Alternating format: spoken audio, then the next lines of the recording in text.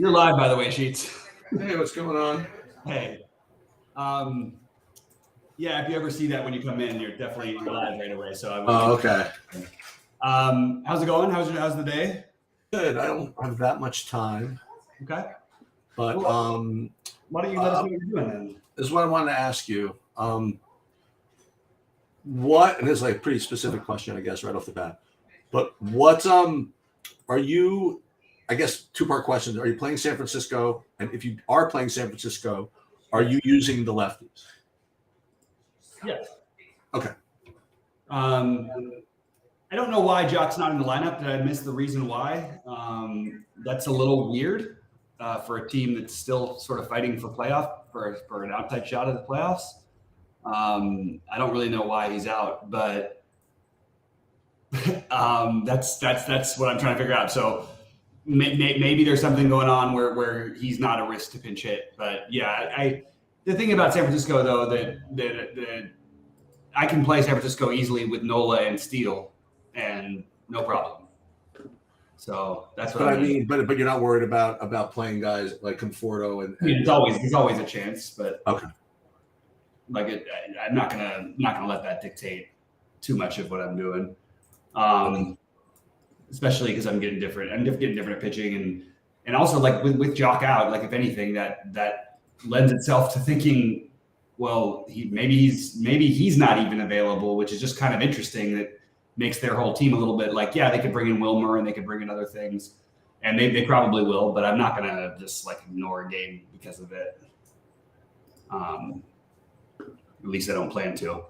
But I do prefer the righties, just that are in the lineup already. Bailey's a switch hitter at catcher. Haniger batting sixth is one of my favorites.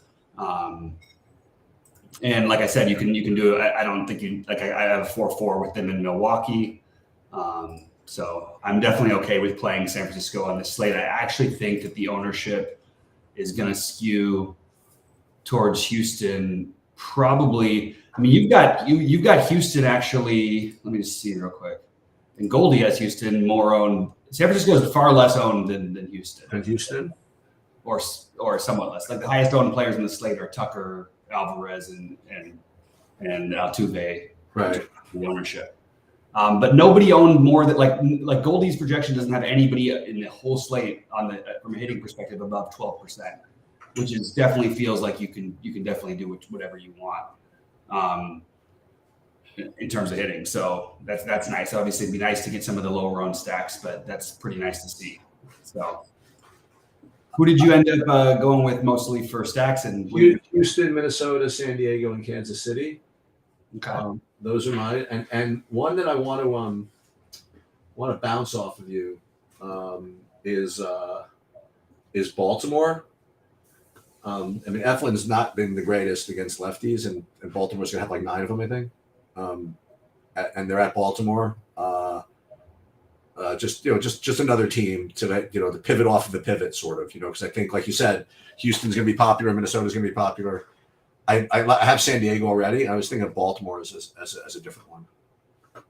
Yeah, I mean, the only thing is, I think Eflin's had I think he's had 2 bad outings all year. Okay. We could say he's not good against left. These numbers that people throw out are just numbers. You know what I mean? And yeah, they've got lefties in there, but like definitely not the strength of their team. They have Aaron Hicks batting 5th and Ryan O'Hearn, and the projections are probably going to like the fact that they're cheap, but. No, actually, I'm getting literally 0 of them in my runs. I just really I was gonna just force them into like one big buy if you want another 2. Then I'm not getting to any of them really. That's the reason I figured I would just ask. 4 guys with significant pinch hit risks. Hicks, even though he's a switch hitter, is less a little bit. I wouldn't play him. I would play. Or I actually would play him if I played him. I would play the regular guys and O'Hearn. I played Rushman and Henderson and O'Hearn and Santander and Mullins. You know what I mean? Like just. Yeah, O'Hearn is probably getting pitch hit for. Kierstad is likely going to be. Adam Frazier, it's always a possibility. It just depends on what they do with Tampa Bay's lefties. If there's wind blowing in 10 miles an hour, okay. Though, so I didn't get to any of them at all, but I like the idea of getting a little different. I think that you can play anybody today. I actually thought Tampa was a little bit more appealing to me than Baltimore. I thought of that too. Yeah. The Flaherty can sometimes be fishy. I mean, yeah, basically he only has one mode, and that's fishy.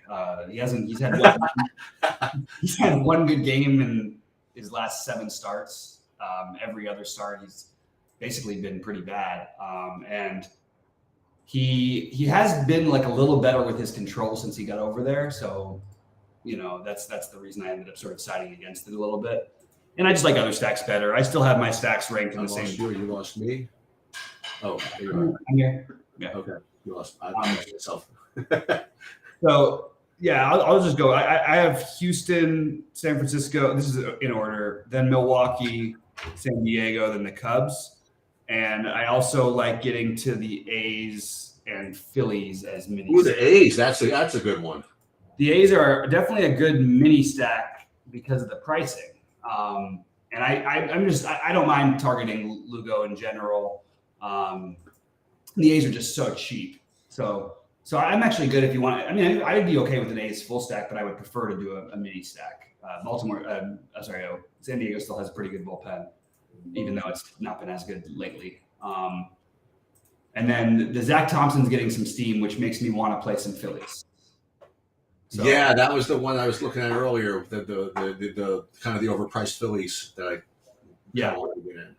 Yeah, it's hard to do. Like the problem is the guys I could do to play him would be Zach Thompson. So that's pretty funny. And the other one, well, you play Peterson. Yeah, Peterson. But I wanted to play Peterson and Thompson and do the double spin down, and but the problem is I want to play Phillies with Houston, and it couldn't quite get a build I liked, so didn't end up there.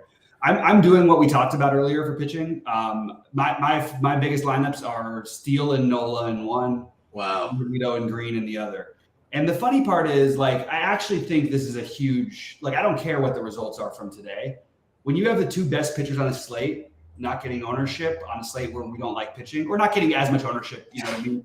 But you can make an argument that if things went a little bit differently in this spot here and there or whatever, that these guys would be like the massive chalk. And I don't know. I'm a little more worried about. I would just like to know who you're playing. I mean, it's just tough. It's tough to find. San Francisco is the easiest team. Oh, okay. It's not tough at all. It's really easy. That's true. Yeah. So you could play them with a chalk stack and be lower owned. And my guess is that a lot of the smarter people in the bigger buy-ins are going to figure this out, and you're going to see a lot more Steele and Nola than was projected earlier today. And actually, the projections have caught up a little bit. And now, where they projected like 5 and 4%, now you're getting potentially like 15% of each of them. But still, I don't think you're going to see much of them together. And there are value bats out there, especially if you're willing to use the A's. It's not as much value as we've seen on some other slates, but yeah, I have Giolito. I mean, my favorites on the slate are Green, Green, Nola, Steele, because factoring all things in. And then I would go. I do like Giolito. I like the idea of taking a shot on him. And again, he's definitely, you could take the other side of that game. I have no problem with the Texas side. I just am not going to do any of it myself. Pretty good pitching conditions, pretty ugly hitting conditions in Cleveland. 64 degrees, 6 miles an hour wind blowing in from right field. So that negates a little bit of the lefty power that you worry about with Giolito, which is one of his biggest issues. So that's enough to sell me on Giolito in this matchup. Yeah. Whenever you play Giolito, it feels uncomfortable, and that's when you're supposed to play him. Right, and then you might get your -10 or -5, and then you also might get your 30. Yeah. I'm okay with it. I'm not going to complain if he doesn't do anything. I'm in. And the biggest one, I do think that Milwaukee is going to be different enough. I like this Milwaukee idea. I've really kind of talked myself into it more and more, just because I don't buy that bullpen from Washington. There's lots of ways to stack it. And Yelich is back, which helps. Yelich is back, right. They're really cheap on FanDuel, so they're in my FanDuel build. They are my main stack. And they're a boom-bust offense. And you've got some – I mean, by the way, talk about cheap pieces. You've got – people are going to play Santana if they play them, but like Rowdy Tellez is 2,400 batting 7th, and we know that guy just needs one swing. So he's under 3K. He's 2,400. Yeah. I mean, So if I almost play that just as a one-off. yeah, I mean, I wish he was batting a little higher in the order, and probably not going to get picked. What's he hitting? 7th. Yeah. But yeah, I mean, I'm probably gonna shift things around a little bit to play him instead of. You got two good value options. You got Kirilloff at first base also at 2.8. I am lower on the Twins as a full stack, but I have tons of Twins pieces. Okay. So like there's the only guy I don't have in. No, actually, I have every Twin in at least one lineup. Really? But just like more mini stacks, you know. You're not playing any KC, huh? KC, no. Okay. I'm actually playing Javier in my 250. One of my really? Okay. It is good hitting weather for what it's worth, but I don't know. It's like I haven't watched Javier pitch his last few times out. I've always been a fan of his, like thinking that he's really good and like really underrated. But he's been awful. I mean, he's been ugly lately. Like I get it. Like if people want to just target it, but it's not. There's nothing about since it's not like KC doesn't have a ton of power. They really have one bat in the lineup that actually is solid, which is Bobby Witt. Perez has bounced back a little bit, but he's had a pretty rough year. So I'm personally going with the Javier side of that one. Yeah, right now I've got the 8 pitchers that I'm using right now. I'm going to expand a little bit. Are the 4 I mentioned, and then Skubal, Javier, Canning, and Peterson. Just an announcement. I'm not going to be around tomorrow. It's the Jewish holidays. So that's that. I did put up MMA projections already, but I probably won't be able to do anything with baseball tomorrow. All right. But I will be there Sunday morning for the live show. Good.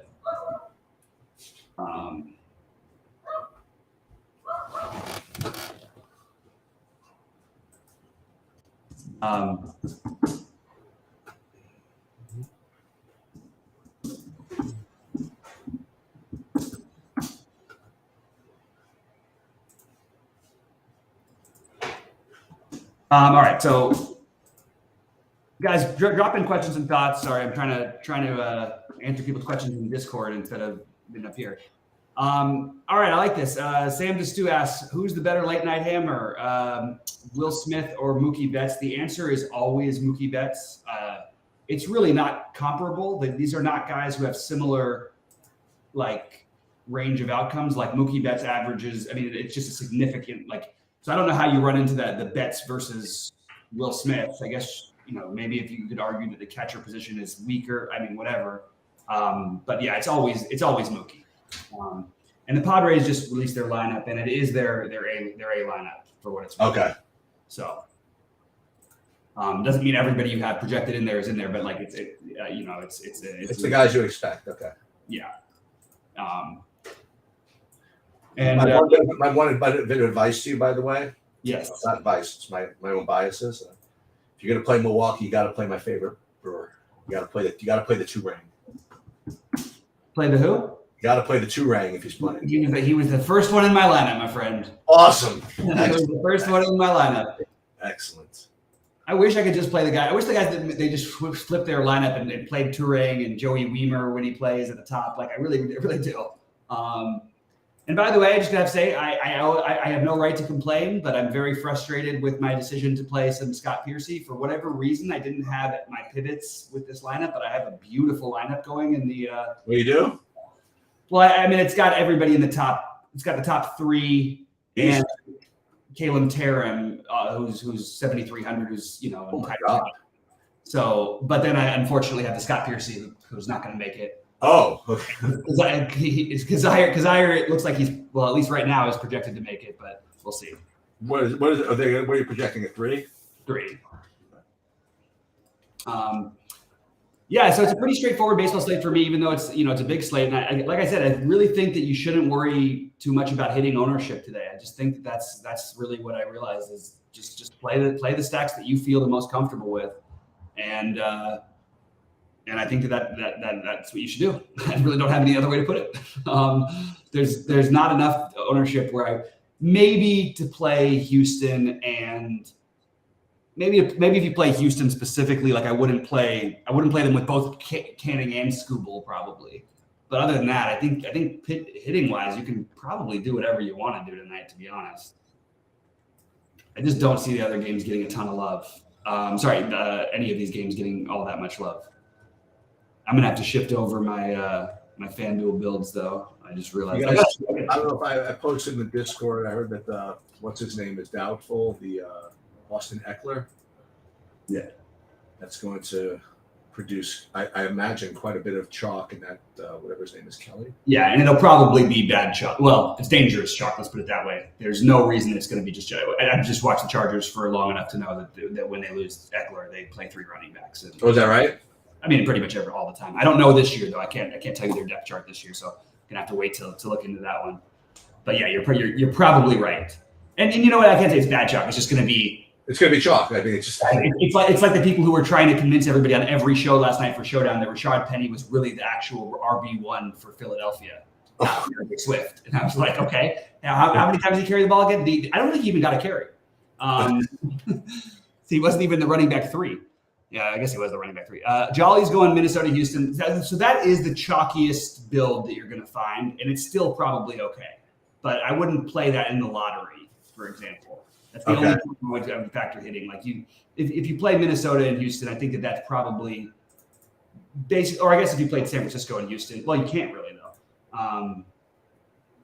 So that's probably the chalkiest. Thanks, Sam. Stu. I appreciate it. God, I was surprised how many people were following that Showdown. I got so many messages and DMs and stuff, and like because it wasn't the other one. It was the $33 that was the $50K for first, and that I didn't have to chop with so many people. Well, that was really funny. So I really didn't think at least one of them was in contention with the one I was sweating. I'm looking because I see it's cashing for like $79 or something. But then I noticed that I'm like 10 cents out of first. I'm like, oh wow.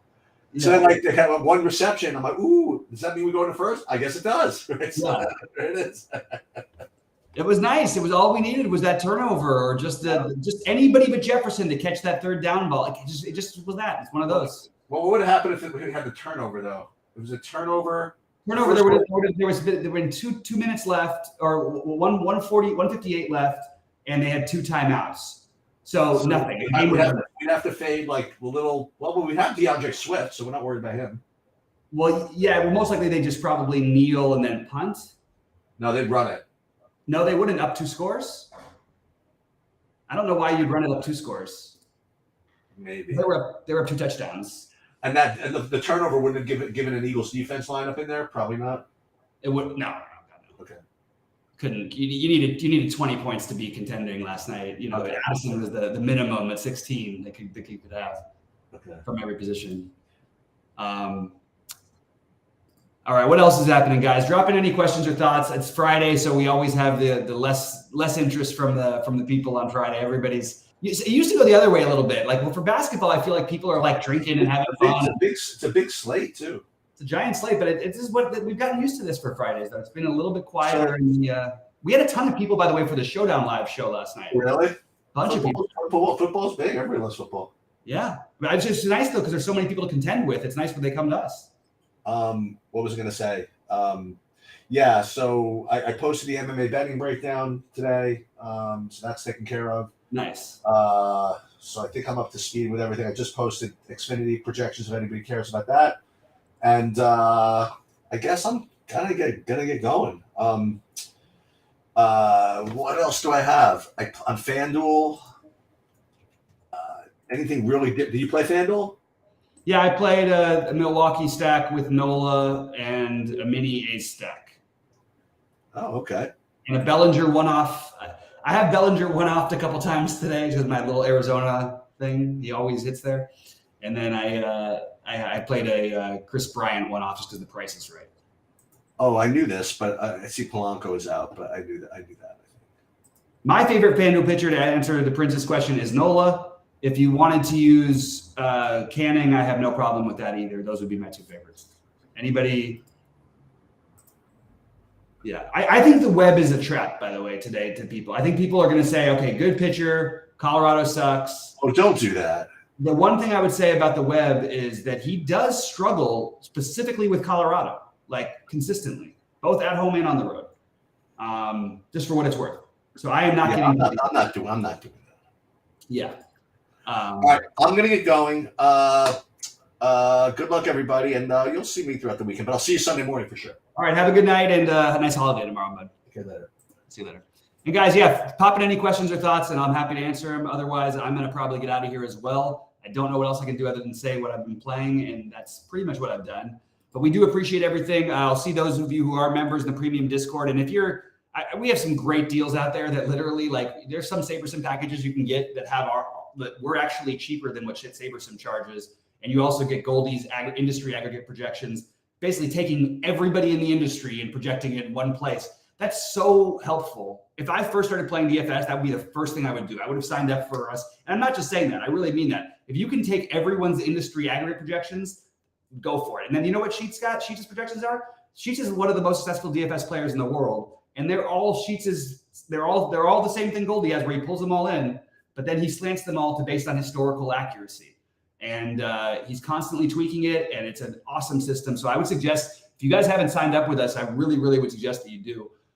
In the meantime, please give us a like on the videos, because if we don't, we're going to start doing a lot more premium only content, because we are giving away stuff. I'm showing my exact builds and ownership of everything every day. We've got Brandon Cruz on the showdowns. He's been posting all of his showdown stuff. Just all of his exposures. Rhodey's playbook is awesome for football and baseball. And we've got basketball coming up, which, as you guys all know, who do know me, that is my favorite and my most successful sport, and by far the hardest DFS sport to be good at.